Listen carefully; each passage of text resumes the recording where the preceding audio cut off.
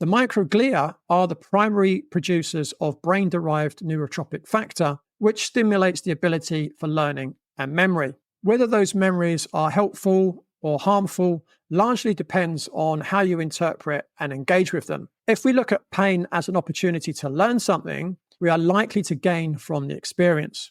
If we look at pain as an inconvenience and something to be eliminated or just got rid of, there is no opportunity to learn and grow from the experience. Welcome to the Radical Health Rebel podcast. I'm your host, Leigh Brandon.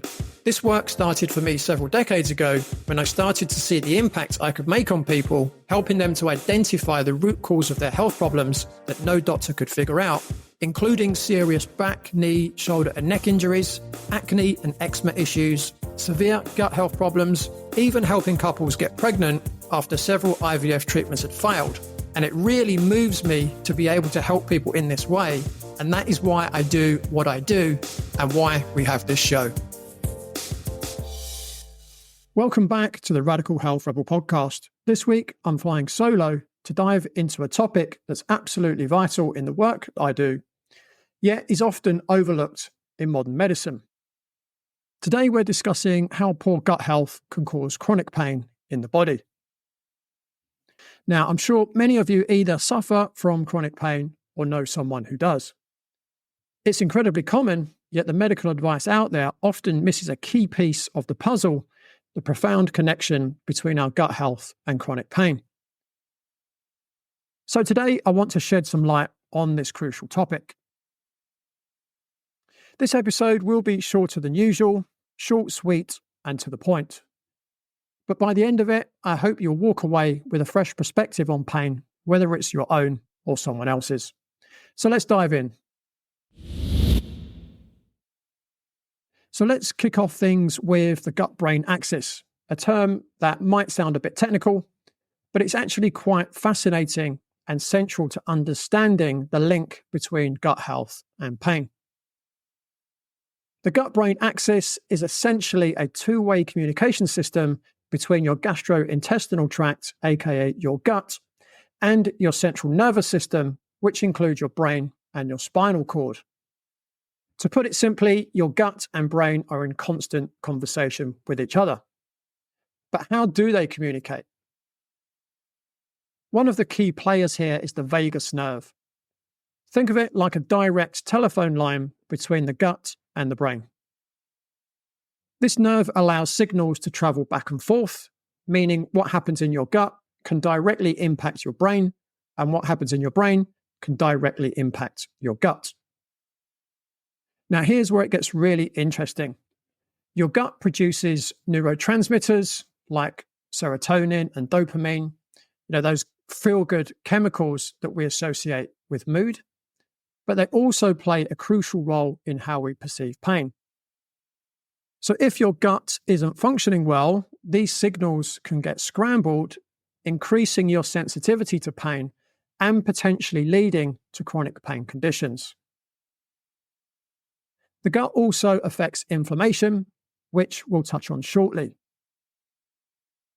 But keep this in mind, the gut-brain connection is a major pathway through which poor gut health can cause pain throughout your body, and we'll go into it in more detail later. Next up, let's talk about microbiome imbalance, which is also known as a dysbiosis. This happens when the delicate balance of good and bad bacteria in your gut is disrupted. When dysbiosis occurs, the intestinal lining can become more permeable, a condition often called leaky gut syndrome.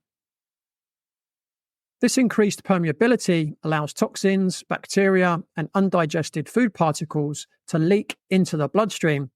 And once those unwanted guests are in your system, they trigger systemic inflammation, a major contributor to chronic pain. But that's not all. Dysbiosis can also activate your immune system, leading to an increase in pro-inflammatory cytokines. And these are molecules that promote inflammation and are often found in chronic pain conditions like fibromyalgia and rheumatoid arthritis. So when your gut is out of balance, it can throw your whole system into a state of heightened inflammation and pain.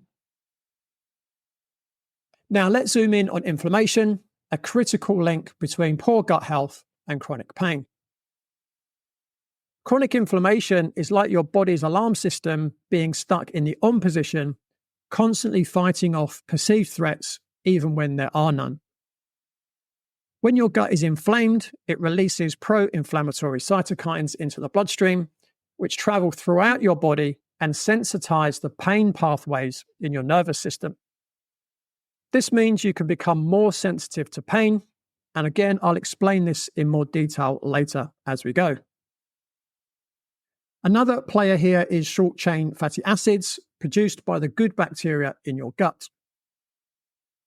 Short-chain fatty acids have anti-inflammatory properties, but when dysbiosis occurs, short-chain fatty acid production drops, leading to more inflammation and, you've guessed it, more pain. Let's talk about neuropathic pain, a type of pain caused by nerve damage or dysfunction.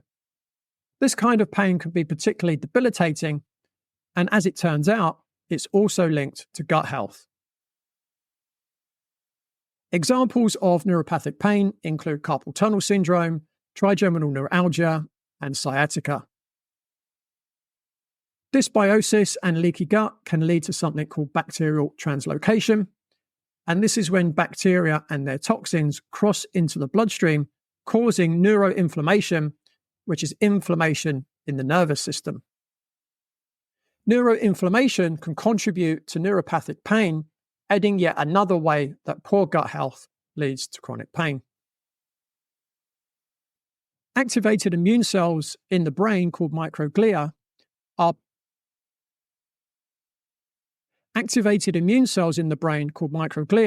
part of this process. Once activated, these cells ramp up inflammation and neuropathic pain. So if you're struggling with this kind of pain, your gut health might be playing a bigger role than you think. I first met Amelia at a health club where I was hosting an event offering back screenings to the members. The first thing I noticed about Amelia was a dullness in her eyes, which I later realized was due to extreme pain, and I noticed that she was unable to turn her head and had to turn her whole body if she wanted to look in a different direction. Amelia informed me that she had a history of repeated shoulder and neck pain for the last 2 years and was diagnosed with spinal stenosis at C4-5, C5-6, and C6-7, and a stenosis is a blockage which in Amelia's case was in the spinal canal of her neck, irritating her spinal cord.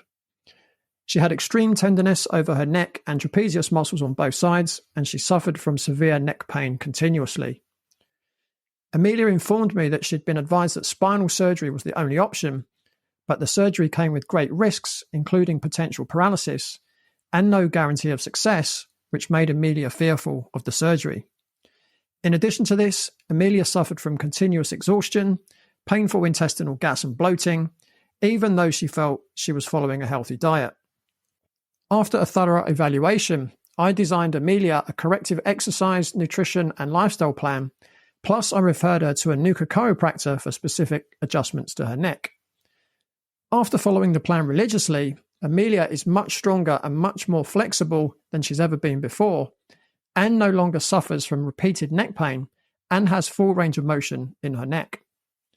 Amelia also reported that her energy was maximized and that she no longer suffers from the gripping stomach pains that had dominated her life for a very long time.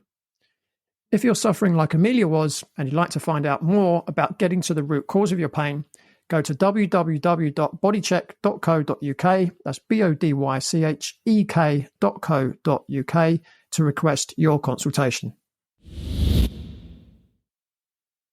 Now let's touch on the psychological factors that often go hand in hand with chronic pain. As alluded to earlier, poor gut health doesn't just affect your body, it affects your mind too. Gut dysbiosis is linked to mood disorders like anxiety and depression, which can make chronic pain worse.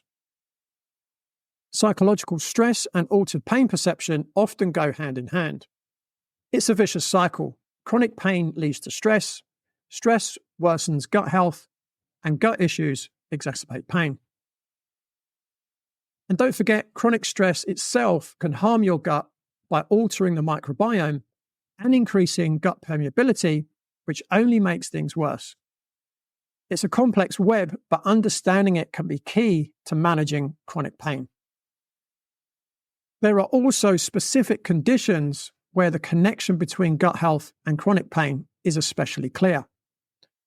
For instance, irritable bowel syndrome, or IBS, often coexists with chronic pain conditions like fibromyalgia and migraines.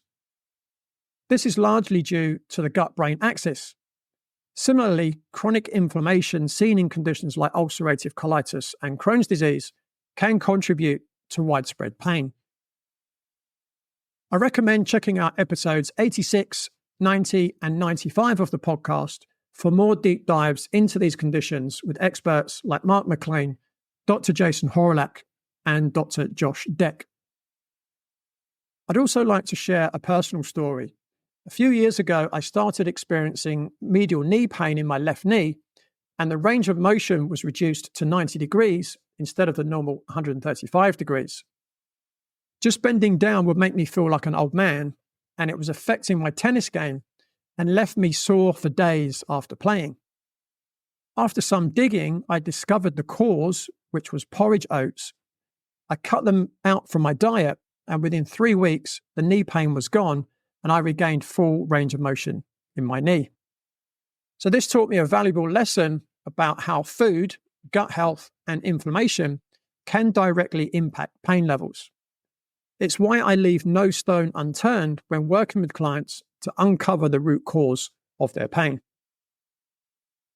Another concept that needs to be discussed, but also includes most of the subjects already covered, is central sensitization of the spinal cord.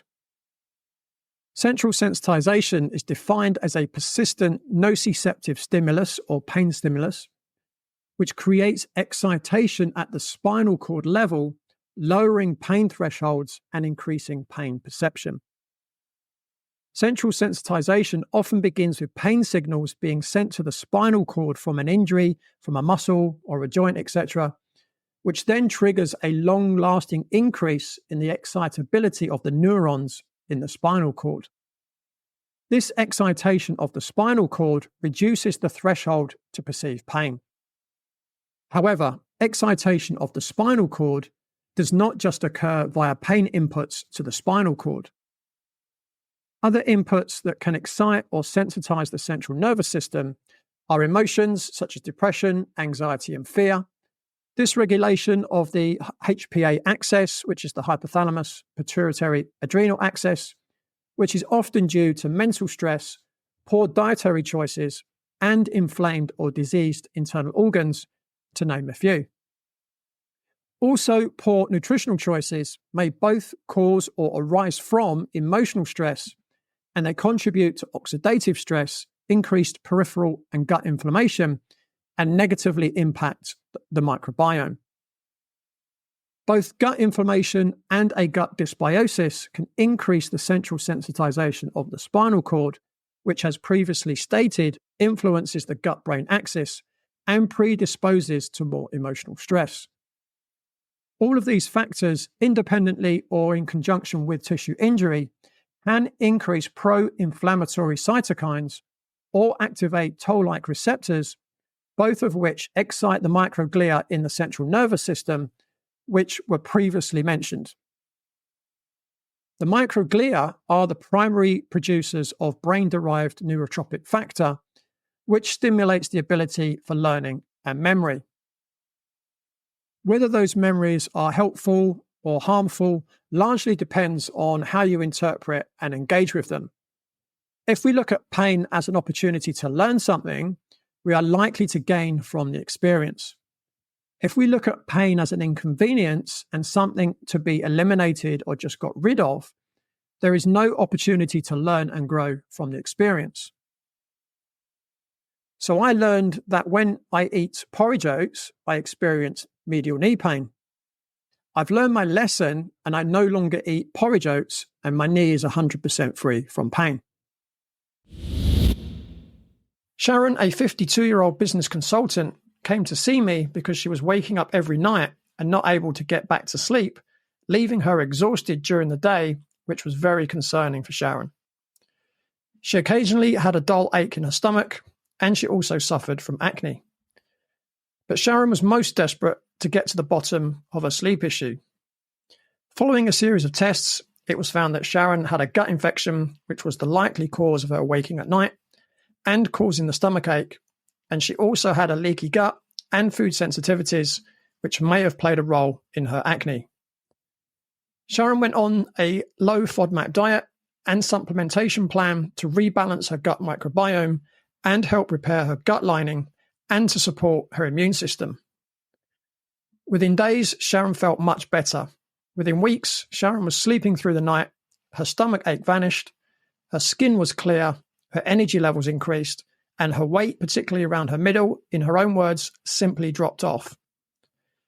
If you're suffering with sleep, gut, or skin issues and want to get to the root cause, and you'd like to achieve a great result just like Sharon, then go to www.bodycheck.co.uk, that's bodychek.co.uk, to request your consultation. Now, back to the podcast. So if you're struggling with chronic pain, here are some of my top tips. Firstly, seek professional help. Look for someone who takes a holistic approach, addressing gut health, posture, core stability, and more. Make sure you examine your diet. Consider working with a professional to identify food triggers that may be affecting your gut, causing inflammation, and contributing to your pain. Next, you need to address stress.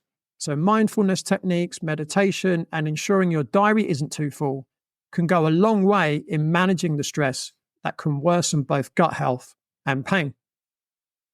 Next, you need to mind the gut-brain connection. So remember that taking care of your gut through diet, stress management, and lifestyle changes can have a profound effect on your overall health. So that's it for this week's episode. I hope you found this discussion on the connection between poor gut health and chronic pain insightful. If you know someone who's been suffering from pain, please share this episode.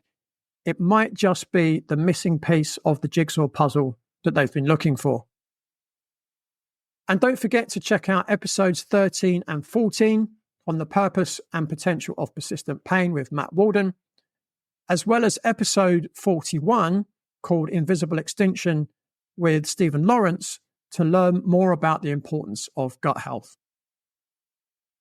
So that's all from me today on this solo episode, and I'll see you same time, same place next week on the Radical Health Rebel podcast. Thanks for tuning in. Remember to give the show a rating and a review, and I'll see you next time.